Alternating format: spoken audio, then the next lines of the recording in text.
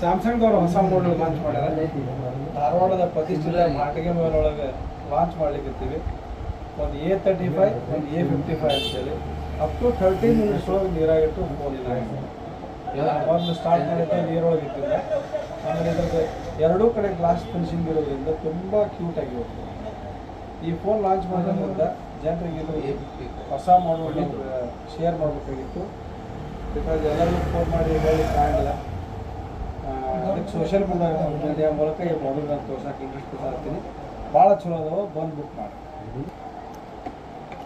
ಎರಡು